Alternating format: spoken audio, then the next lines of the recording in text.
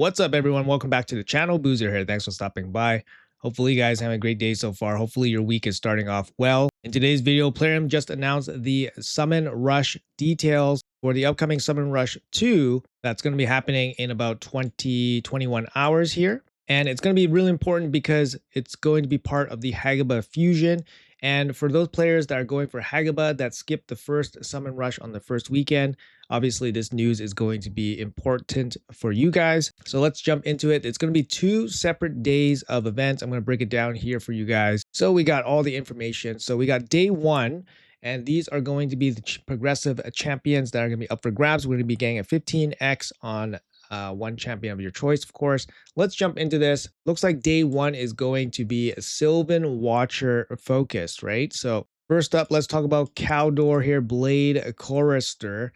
Caldor, he has synergies with poison and continuous heals. This A2 is a pretty interesting ability. It's a bit offensive and it's a bit defensive, and it really depends on which one you choose. You can either choose an enemy or choose a target ally, and then you're going to get some different abilities depending which one you choose. It's pretty interesting. I kind of like these dual nature kind of abilities here. So on the offensive side, you get poisons coming out. On the defensive side, you get continuous heals and then perfect veil, which is kind of nice. You do get turn meter stuff. Also, his A1 is very nice. It's going to be an AoE attack with a chance to land a stun. Ignore some resistance, so the accuracy requirement is not as high. He's got an A3 here on a 3-turn cooldown. Single target smash, removes all buffs, and then places decreased defense and weaken on the single target. And again, a little bit of accuracy relief here with the ignore 20% of the target's resistance. With more faction allies, the ability gets stronger. It's going to be a remove all buff from all enemies if the target is killed. That's pretty nice. With 1 ally, with 2 allies, you're going to ignore more defense.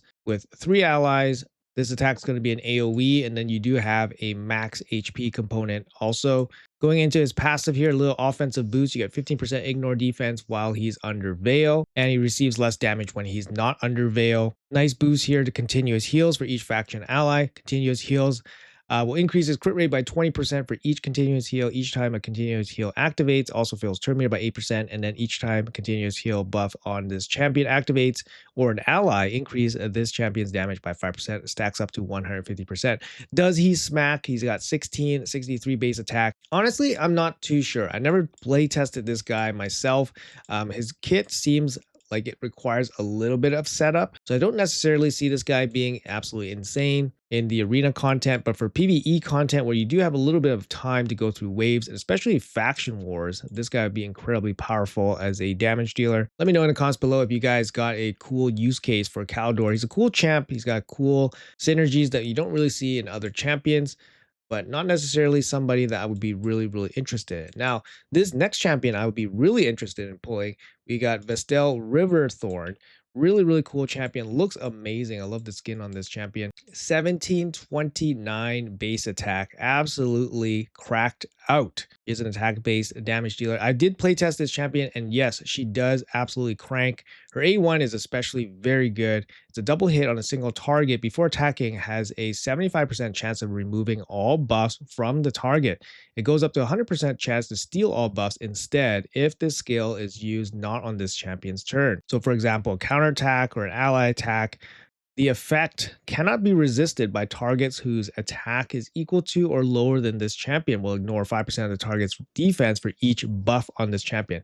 So first of all, it hits hard. It's a double hit. It hits hard. It has a chance to remove the buffs or a chance to steal the buffs, which is absolutely nuts. And the condition to land the irresistible part of this kit, it's actually really easy to fulfill because her base attack is already so high. You will build her with high base attack. So it's a really powerful A1. Even if she's locked out, her A1 is still a significant threat. Let's check out her A2 here. On a 4-turn cooldown, it's a single target attack before attacking. She self-buffs herself, which is amazing. Increased attack with Shatter, 15% ignore defense. And then she will ignore block, damage, and stone skin. Very powerful buffs that she can ignore. Grants an extra turn if she kills an enemy. If the target survives, fills turn meter of all allies by 30%. Pretty nice benefits here. If she kills the enemy, she gets an extra turn right away. And if she doesn't, your whole team gets 30% turn meter. That's very solid. This ability hits super hard, self buffs. Really, really nice ability. And lastly, on the A3 here on a 4-turn cooldown, it's going to be an AoE attack, has 100% chance to place weaken. This debuff can be resisted by targets whose attack is equal to or lower than this champion. So again, very easy to fulfill. And it will ignore 25% of each target's defense. This is unconditional, it just happens. Places an extra hit on enemies whose attack is equal to or lower than this champion. Again, very easy for this condition to happen, so it's going to be often a double hit. Places unkillable and counterattack on this champion. Keep in mind that her counterattacks are stupidly strong because she's going to steal all your stuff. This is a pretty crazy ability. Thank goodness the unkillable is not protected or anything like that. And then going into her passive is more self damage boosting, has a 50% chance to deal double damage against enemies whose attack is equal to or lower than this champion. I mean, it's just a 50% chance of happening. And yeah, it's just a huge damage boost. This champion receives 30% less damage from enemies whose attack is equal to or lower than this champion. Now, she's not a super tanky champion or anything like that. The 30% less damage is probably not going to save her from like huge nukers or anything like that. So I find that part a little bit irrelevant, but still a little bit of mitigation is okay. She does come in with attack in arena battles only. Not the best aura considering most people have 30% for all battles. So for her, it's just going to be arena attack. Great champion. I would probably be highly interested in this champion if I was pulling on day one. Let's move on to the next champion here. It's going to be King Galkabar. So King Galkabar recently was just rebalanced, and I didn't think he was a bad champion previously. Obviously a little bit lackluster, but not a bad kit, right? So his kit got rebalanced here. Let's check out his A1. It places a shield for 2 turns on this champion, and the shield's going to be equal to 15% of this champion's max HP. This ability becomes better than Duchess's A1. Duchess's A1 is only 10%. This is 15% for himself and the ally, which is really nice. The A2 here on a 3-turn cooldown is an AoE attack, has a 100% chance of removing all the buffs, places 2 poisons, and places additional poisons for 2 turns on each enemy for each buff removed, stacks up to 3 additional. So you can place 5 poisons in total. Also places block buffs on all enemies. These effects cannot be resisted if this champion is under a shield buff. Shield buff doesn't need to be from himself, can be from anybody. This is an amazing ability on a 3-turn cooldown. It's a hit, it's a strip, it's potentially a 5 poison landing ability, and it's a block buff. Absolutely nuts ability on a 3-turn cooldown. On the A3, you got another 3-turn cooldown here. It's going to be a full team cleanse with 2 continuous heals. Also places a shield on all allies equal to 25% of this champion's max HP, which is a very significant sized shield. Passive, whenever an enemy under poison attacks an ally, instantly activates all poisons on that enemy. Also instantly activates 1 continuous heal on the attacked ally. 108 base speed is very solid. This is a crazy kit. I mean, in terms of just overall PvE package, I think it's really great. You got poisons, block buffs, and then you got continuous heals, cleanse, shielding, lots of damage here from the passive, obviously activating all the time. So yeah, it's pretty nice update here for King Galkabar. Moving on to the next champion here, we got Kaoite the Ash Arrow, another attack-based damage dealer here. We got an A1 to increase his crit damage. We got an A2 on a 4-turn cooldown, it's a single target hit. If the initial target is killed, also attacks the enemy with the lowest HP, so potentially 2 kills here. Both attacks ignore 50% of the target's defense as well as unkillable and block damage. These are very, very nice buffs to ignore. You got an A3 here on a 3-turn cooldown. It's going to be an AoE attack. Each crit fills this champion's turn meter by 10% and heals them by 10% of their max HP. If this champion kills an enemy, places unkillable on himself for 1 turn. Passive wise, we got a passive effect. Whenever this champion or ally's turn meter is decreased, so think Arman's for example, increases the damage of this champion's next attack by 20%, up to 100%. So if you have, for example, 5 allies, turn meter decreases, you're gonna get the full 100%. And then the active effect here on a 5-turn cooldown, whenever this champion's turn meter drops below 25% because of a turn meter reduction effect, places block debuffs on this champion and grants them an extra turn. Again, think Arman's. Lastly, attack in all battles. Not a bad champion, honestly. Turn meter effects, turn meter decrease effects still, happen in arena, still happen in PvE content. It just kind of depends how you build Kaoite here. Like if you put him in Mercurial or Stone Skin, right off the bat, you're not going to be, having your turn meter pushed back because of those gear sets. They'll protect you from that. But afterwards, as the fight progresses, you probably will have some opportunity to get some value from his passive, obviously boosting his damage. If they have like temporal chains or something that, does some turn meter pushbacks, so you can get some value there. His abilities seem fine. Like this is a pretty strong ability on a 4-turn cooldown. 50% ignore defense, ignoring some really, really strong buffs, unkillable and block damage. Not a bad champion, still one of the better damage dealers here for the Sylvan Watchers. Up next, we have Firo Barkhorn. Very, very strong champion here, and obviously a very high priority progressive pick for those that don't have him, that care about damage in clashes, for example. I would love this guy on day one. I don't have him. Huge help for damage in Hydra, and like great flexible kit for a Chimera. It's got an A1 decrease speed. If it's a boss, you get a little bit of accuracy relief here with a 20% ignore resistance. The A2 on a 3-turn cooldown, you have an AoE attack, decrease accuracy, block buffs. Again, accuracy relief with the 20% ignore resistance. And then the A3 here on a 4-turn cooldown, you got increased resistance with a perfect veil. This is a 3-turn increased resistance, which is really nice because this is a 4-turn ability. But the best thing about Firo is that his passive here will give you a nice damage boost. And this is how he helps you guys with all those clash big number teams, right? You get 20% extra damage here. He's a good candidate for a protection set, 9-piece protection set, or 9-piece feral set could be useful. So you can squeeze some more damage out of his kit. It gives you a boatload of stats, also 50 resistance, 50 accuracy here. Great champ. I've gone for him in a couple progressive events, just for fun. Of course, only if they're part of a fusion. For example, I'm not going to go for progressive events just because he's in it. But I've yet to land this guy. So maybe I'll go for this guy on day one. That's going to be it for the non-voids. Let's jump into the void champions here. Obviously, Sylvan Watchers has some pretty nice voids. First up, we got Neve, the Spear of Nyresia. I love this champion. This is the most impactful champion I've pulled in the last 2 years, probably. And I use her all the time in live arena and PvE. Also, incredible champion. Best thing about her is her passive. She places block damage on all allies at the start of the turn and when she drops below 50% HP. So the key for her is that you want her to go down to below 50% HP all the time, so that she always places the block damage on your entire team. But you also want her to recover over 50% HP quickly. So for her, she does have a self heal here. Her heal's dependent on proportionate to her defense. So you want this ability back so that she can heal herself up. This ability is actually pretty nice. Her A2, it does deal a decent amount of damage because it does ignore 50% of the target's defense if they're under 50% HP. So for example, my Neve, I do give her a little bit of crit damage, but no crit rate because it always crits, so that she can sneak in a kill here or there. And when she kills an enemy, you're going to get the 2-turn cooldown reduction on your whole team, which is really nice.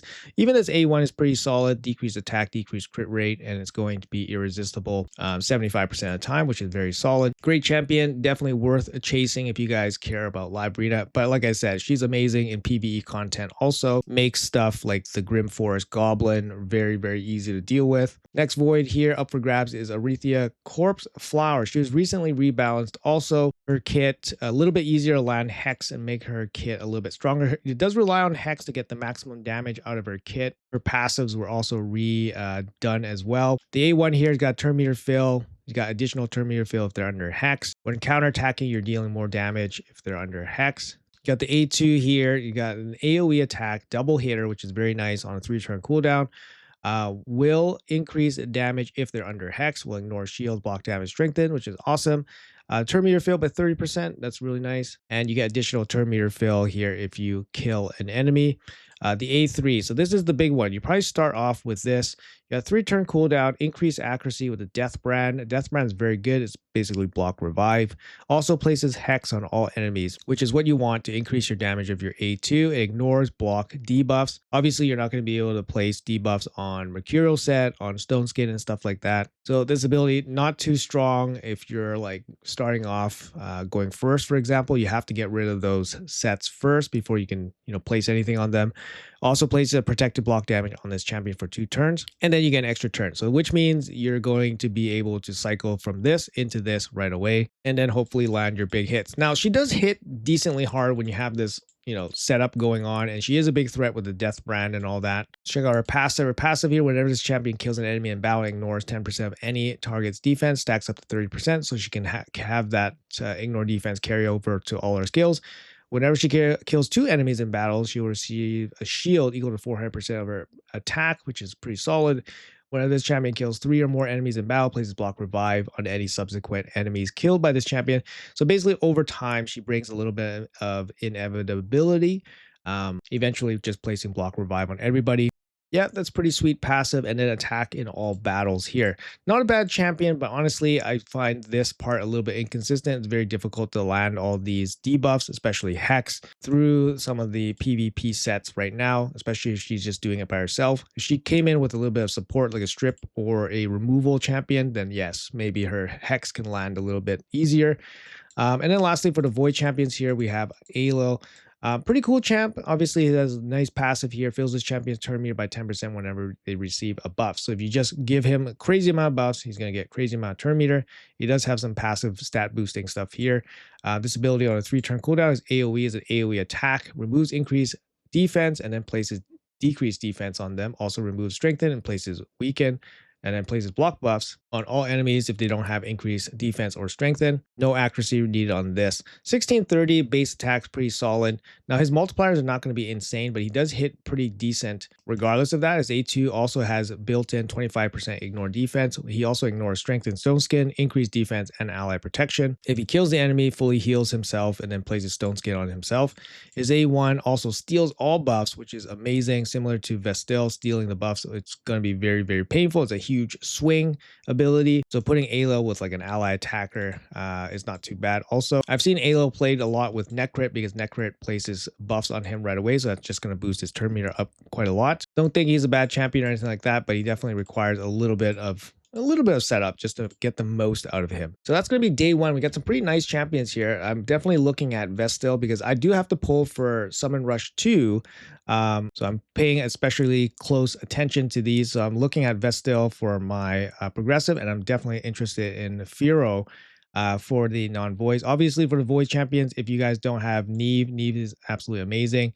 I would definitely recommend her over the other 2, although the other 2 are not bad if you're looking for some void affinity damage dealers. All right, let's hop over to day 2 and we'll cover some of that and we'll decide which day we want to pull on. All right, guys, so day 2 is going to be right here and it's going to be barbarian focused. So first up, we have Dune Lord Gregor, recently buffed faction unity champion for the barbarians.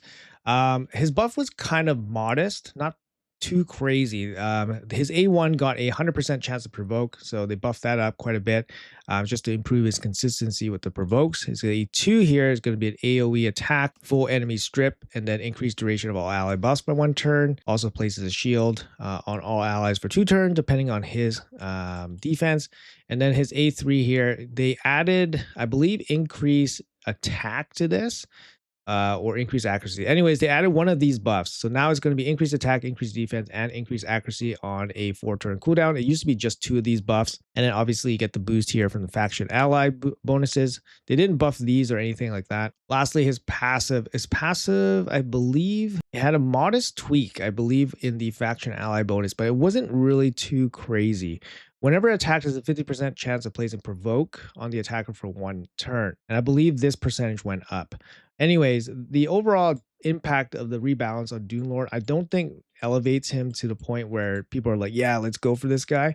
But it does make him a little bit better. He's in a pretty stacked faction with the barbarian faction. So he needs to provide some significant benefit over some of these other champions to include him on the team, right? Let's move on. We got Dune Herald as Harris as our next champion here. This guy gets featured in progressives quite a bit. He's got speed in all battles. He's got 108 base speed, so you can build him fast. He's got an A1, a chance to steal turn meter with a debuff spread. He's got an A2 here on a 3-turn cooldown. Single target ability. It's going to steal all your stuff 100%, then apply buff spread. So taking all your buffs and spreading it on the allies, which is nice, and then placing block buff, block actives on the target. So you're just shutting down 1 target. And then on his A3, on a 3-turn cooldown, places intercept on a target ally with block debuffs and increased speed on everybody. His passive is pretty decent. It places increased accuracy on everybody for 3 turns at the start of the round. Whenever a debuff on an enemy is removed, expires, or has its duration decreased, fills the champion's turn meter by 5%. It would have been nice to see a turn meter boost here on the A3 so that you could actually build this guy as a turn meter booster. The way this guy's kit is kind of set up is like you want him to go fast and then he'll come in, target one champion, steal all their stuff, and then buff your entire team. That's kind of how it works, I think. I think the kit's missing a little bit to make him really, really solid. I don't think his kit is terrible. Like the individual skills are not bad. 3-turn cooldown abilities and all that, but I just don't think it offers enough to kind of help him in his support role. Like I said, a turn meter boosting effect for your entire allies or your entire team would have been way more useful, I think. Moving on, we do have Thor up for grabs. Also, first showed up in the Asgard Divide 2 years ago or 2 summers ago. Very, very strong champion. Lots of damage coming out of this guy. He's got potentially a quad hit here. On the A1, not too bad against Fire Knight. And then he's got a huge slam here. The A2 hits hard than the A3. It's a 3-turn cooldown ability, ignoring block damage on unkillable. Very decent. And then his A3 here on a 3-turn cooldown, self-buffing. And placing decreased speed. Very solid, right? So this could be a backup decreased speed or even the main decreased speed. It's on a 3-turn cooldown. His passive ability also boosts him up for a little bit of damage. So every 10 hits or 10 stacks of damage is going to increase his thunder stack. Each thunder stack gives him 3% crit damage. So he's going to get this thunder stack boost right away. And then once it reaches 10, it's going to be an attack that stuns all the enemies. After that, the thunder stacks reset to 0. Now, this damage ability from his passive is not his craziest damage output ability, but the stuns are very helpful against waves and all that. And it's just kind of passive damage that's coming out every 10 hits.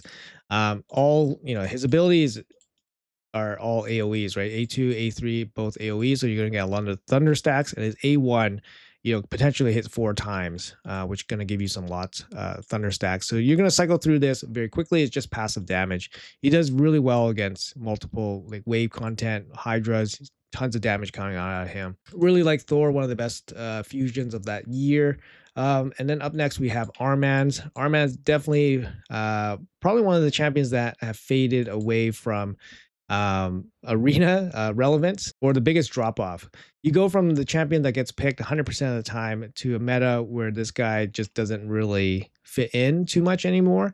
The biggest thing about him is that he's got the craziest AoE kind of control ability here, right? On a 3-turn cooldown, it's an AoE attack, steal all turn meter from everybody, stuns everybody. It's just an absurd ability. And then he has this single target sheep. Doesn't matter about affinity, and it even bypasses things like the ultimate Death Knight passive, for example. Yeah, he's just crazy as a control champion, but right now with Mercurial, I think it's making it really difficult for him. Initially it was the Wanda submission, so if you had a team full of Wanda submissions, you're basically just stunning yourself like 100% of the time.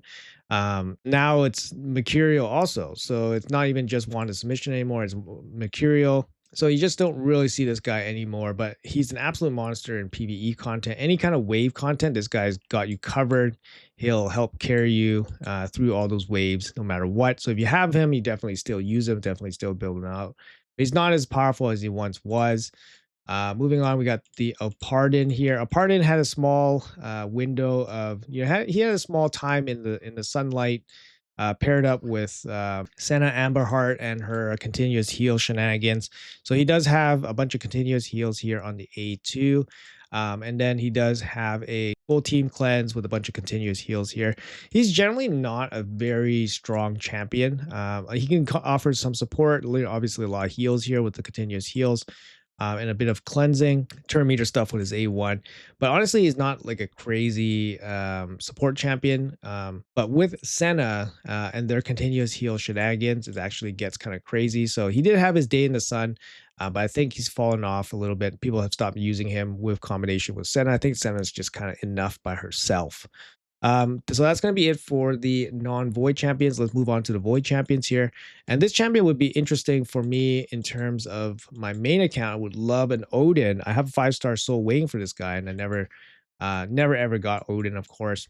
I don't think I'm going to be pulling void shards or anything like that. I am up against Mercy, and I don't think I'm going to spend my Mercy here on Odin. I'm going to wait for some of the more craziest champions, void champions. But Odin, very, very strong. I do have him on my alt account. Build him in 9-piece Mercurial. He's going to be an absolute menace. Very strong ability here. One of the best in the business. 3-turn cooldown, AoE strip with a decreased defense and stun. Crazy ability. This ability hits super hard as well on a 3-turn cooldown. Make sure it has 100% crit rate. Huge swing ability. You kill an enemy, you bring back an ally. It's a huge swing. His A1 places Berserk. Berserk basically means that the champion with the Berserk debuff will do more damage and take more damage. The craziest thing about Odin, obviously, is its passive. Every 9 turns that is taken in the field, your team will get block damage, and then it will also get a buff spread also. He's got the biggest aura here. You got speed in arena for all void allies. Whenever they buff this to void mythicals, I wonder if that's going to apply. And then this guy would just have the craziest aura in the game. But yeah, Odin, huge value in this game. Great champion, great for basically everywhere in the game. Up next, we have Tuhanerak. Tuhanerak is, promo champion, so you can get her right away from the start. That's pretty insane as a freebie, right? She brings increased defense, increased speed on a 3-turn cooldown. It's amazing. Especially for a new team or new account. On a 3-turn cooldown, again, she has a single target decreased attack, good for clan boss, placing block buffs and a debuff spread. That's fine. It's not crazy or anything. Debuff spread can be used with the block buffs in places like Hydra if you are really desperate. And then she got an A1 decreased speed. Her passive is very solid, similar to Doom Priest. She does remove debuffs and then places continuous heals, which can help support your team. Accuracy in all battles, again, very good for early game or mid game accounts. And then lastly, we have the last void champion is going to be Turvil. Turvil I did use for quite a bit in like Platinum Arena pushing. This was a long time ago, before Mythical Champions, before Blessing came into the game. And he was just really good at just dealing insane amounts of raw damage. Doesn't rely on ignore defense or anything like that. Obviously, if you give him an ignore defense, he's going to do even more damage. But yeah, really, really strong champion here. Self-buffing with increased attack, crit rate, and then increased speed. And then big smacks here with the A3. He was a guaranteed void champion back in the day, if you guys remember that. We haven't had one of those in a long time. But anyways, that's going to round up the barbarian progressive boost here. That's going to be on day 2. So if you guys are interested in some of these champions, obviously, we got Armaz, we got Thor. They're really good. If you guys are interested in the faction unity champion, he's more exclusive, so he's going to be there also. And then I would be highly interested in Odin if you guys are pulling void shards. Personally speaking, I'm going to be pulling on day 1 for the Sylvan Watcher progressive pool. And then I'm going to decide between Vestil and I think Firo. I would love either of these champions. I think Firo, I get more immediate impact on my account because I could immediately think of where I would use this champion on clash teams. But Vestil would be a really nice blue damage dealer that I actually don't really have on my account that I use very often. Like I have Rhodos, but Rhodos kind of is a single target menace that's not going to be really good in Mercurial right now. But Vestil, I think, is a little bit stronger, and I would use her probably a little bit more than Rhodos right now in Arena. And obviously, she's going to be very strong for Sylvan Watchers, for Faction Wars. Maybe I jump into this. I don't know. Anyways, going for progressives, it's always going to be a big gamble, right? Even with 15x chance, the odds of pulling the champion of your choice, a non-void champion, is about 7%. If you're going for void champions, you're looking at about 15%. So the odds of getting your, champion is going to be very difficult. Just keep that all in mind, guys. All right, guys. So you guys are all caught up on the event news here. Let me know in the comments below which day you guys are pulling on. Did you guys pull on Summon Rush 1, or are you guys waiting for Summon Rush 2 like I am? Let me know in the comments below. And also let me know which progressive choice you guys would make for yourselves. Thanks a lot for watching until the end, guys. Appreciate your time as always. Have a great day, and I'll see you guys in the next video.